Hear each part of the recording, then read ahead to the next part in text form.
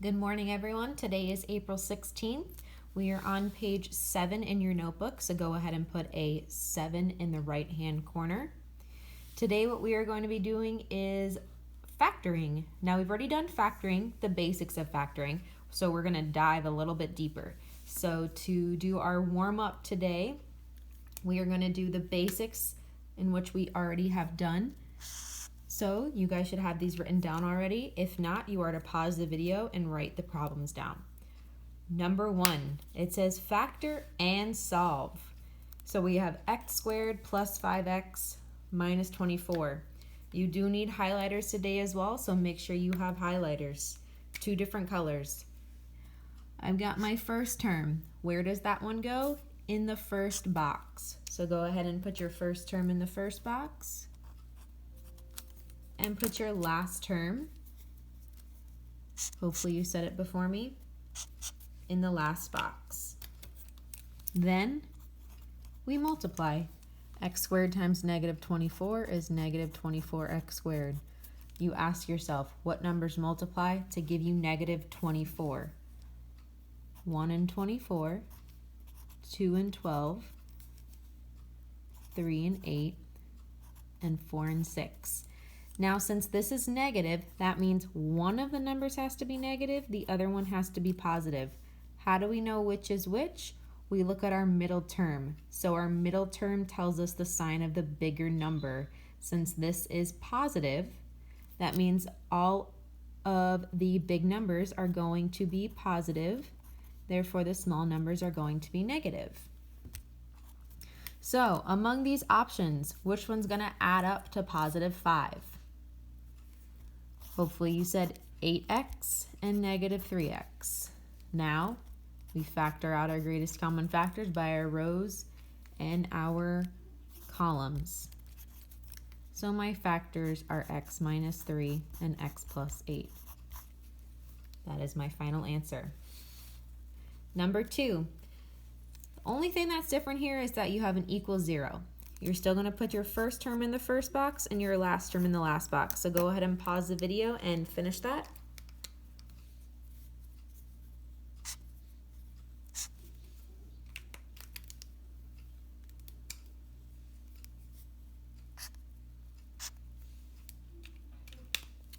Okay, we multiply these guys and we get negative 20x squared. What numbers multiply to give you negative 20? 1 and 20. 4 and 5, 2 and 10. Now, since it's negative, one of them is going to be positive, the other is going to be negative. You look at your middle term to give you the sign of the bigger number. So this is negative, so our bigger number is going to be negative. Which one of these adds up to negative 1? That would be negative 5x and positive 4x. You pull out your greatest common factor. You get x plus 4 and x minus 5. Now you have an equal 0 at the end. So you have to take these and set them equal to 0. So I'm going to write x plus 4 equal to 0. Move that to the other side. You get x equals negative 4 as one answer. And then x minus 5, you move that by adding it. So your final answers are x equals negative 4 and x equals 5. Moving on to our notes. Now, the difference with these is that the number in front of x squared is no longer going to be 1. They're going to be something bigger than 1. So we like to call these a, which is that a variable in front is going to be greater than 1 this time. So you're going to do the same thing you've always been doing. It's really no different. It's just your numbers are now going to be a little bit bigger. So after we put those in the boxes, we multiply. We've got 4x squared. What numbers multiply to 4? Well, you've got 1 and 4 and 2 and 2. You need it to add up to 5. Which one of those is going to be your option? 4x and 1x. Doesn't matter where you put these. Now you're going to pull out your greatest common factor. So here's the difference. In the ones past, you've been putting x here and x here. That's no longer the case because this is now 2x squared. So I need to see, where am I going to pull the 2x out? Is it going to be from this column or this row? It can't be from this column because there's no 2 in front of this x, so it has to be right here. So therefore your other x would go on top. Now, what do these guys have in common? So what times x would give you x? 1. Then these guys, what do they have in common? What times 2x would give you 4x? 2. So my factors here are 2x plus 1 and x plus 2. Final answer. Moving on to number 2. First term in the first box, last term in the last box. Go ahead and multiply. What's 4 times 6? Hopefully you already have that written down. Write down your factors. 1 and 24, 2 and 12, 3 and 8, 4 and 6. What do we need to add up to? 11. It's positive, so they're both just going to be straight adding. So hopefully you said 3x and 8x. Now we pull out our greatest common factor. Again, you're not going to write x and x here anymore. It has to be a bigger number. So we've got 4 and 8. What's the biggest number that goes into those? 4, and they both have at least an x in common. So therefore an x is going to go on that side. Now these two guys, what's the biggest number that can go into them? 3. And then here, if you can't figure out what the biggest number that can go into 6 and 8, you can ask yourself, well, if there's a 4 right here, what times 4 would give me 8? 2. So my final answer is x plus 2 and 4x plus 3. So again, this is similar to what we have doing, the basics of factoring. It's just our numbers are going to get a little bit bigger. Okay, number 3. Pause the video and do this problem.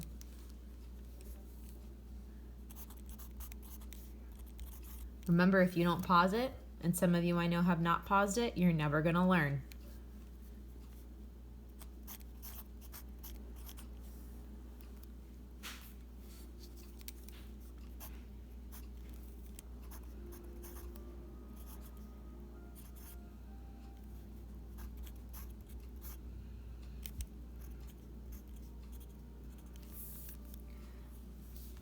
Okay.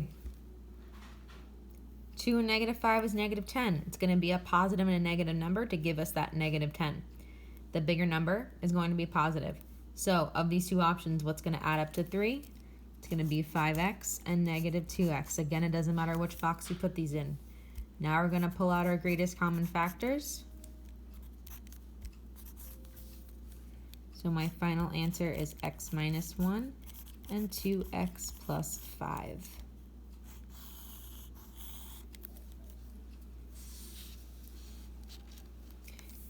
Okay, I'll do this one with you. 4x squared in the top box, 20 here. Multiply them. What's 4 times 2? Just add a 0. So you get 80x squared. Now this middle term is negative. So it's either going to have to be a positive and a positive or a negative and a negative. Well, there's no way that if you add 2 positives, you're ever going to get a negative.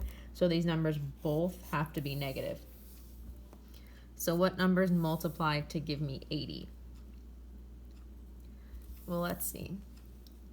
8 and 10, or 1 and 80. 8 and 10. We can say 2 and 40. We can say 4 and 20. What else? You guys should be using a calculator or writing things down. I'll give you a second to find it.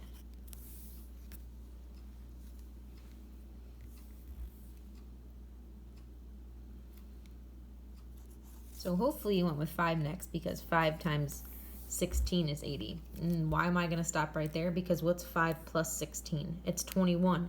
We just have to make them both negative. So it doesn't matter what box you put them in. Now it's pulling out your greatest common factor. So we have 4x squared and negative 5x. They both have at least an x in common. Is there any number that goes into both 4 and 5? No. So we move on to here. 4x squared and negative 16. Well, if I didn't pull out the 4 from here, I have to pull it right there. And most certainly goes into 16. right here, I'm going to pull out a -5.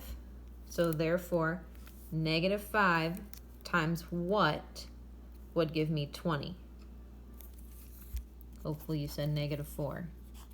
So my final answer is 4x minus 5 and x minus 4. Hopefully you guys are getting the hang of it now. Let's flip it over. Got 4 more. Now, here we're going to factor and solve. So we will factor them together. We multiply. What multiplies to -15? 3 and 5 and 1 and 15. And we need it to add to -2. So that means my bigger number is going to be negative. Hopefully you chose this because -5x and 3x would give me -2x. Now I pull out my greatest common factor.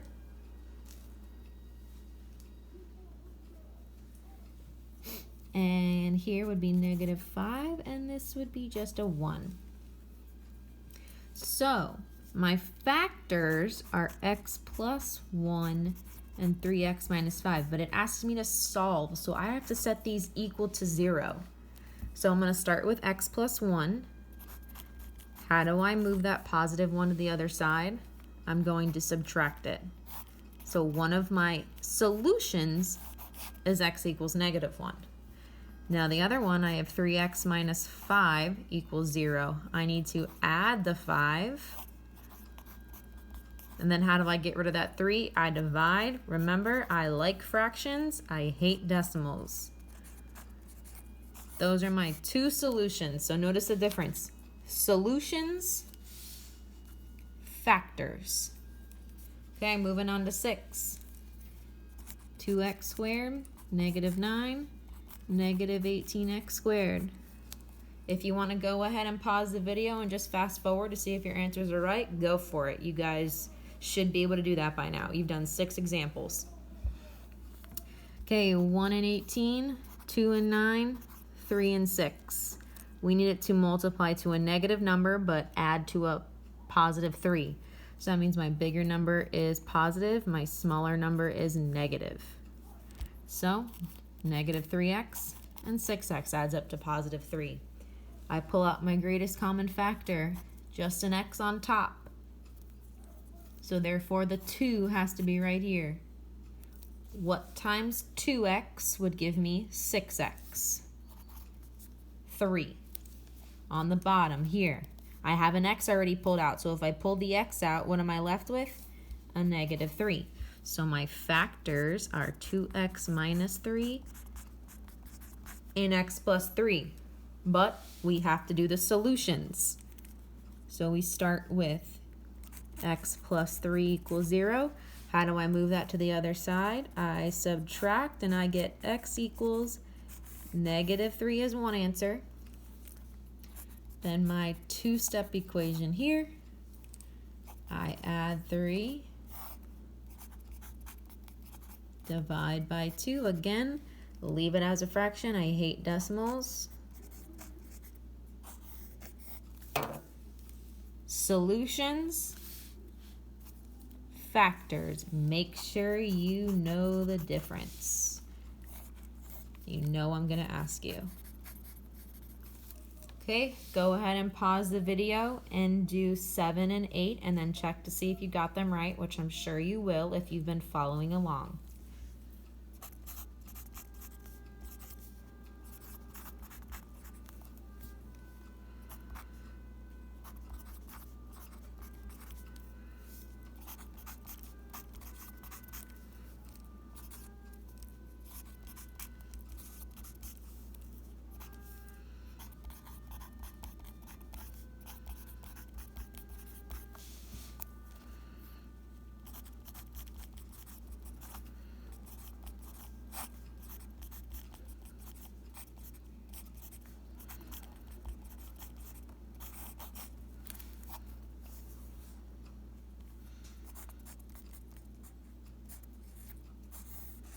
So I'm not going to show the work to that one because I want you guys to do it, and I'm going to do the same thing on number 8. So when I check these notes, I expect to see the work for those.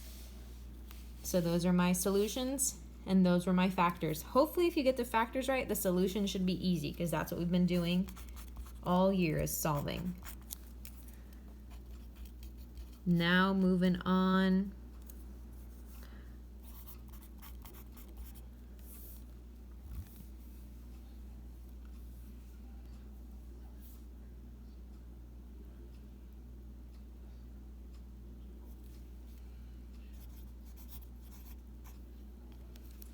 Go ahead and work on that. I know you guys are waiting for me.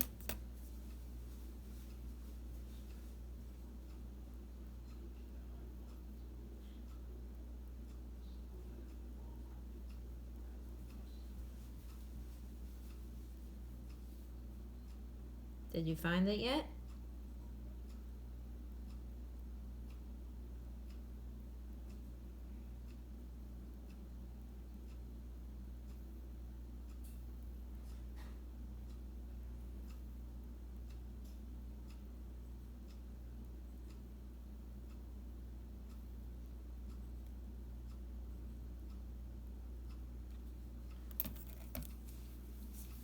Okay, I found it. It is, and I should see the work here.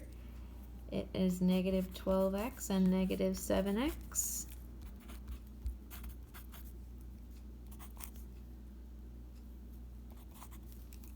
So my factors are x minus 2 and 6x minus 7. I expect you to solve. Your solutions are 2 and 7 over 6.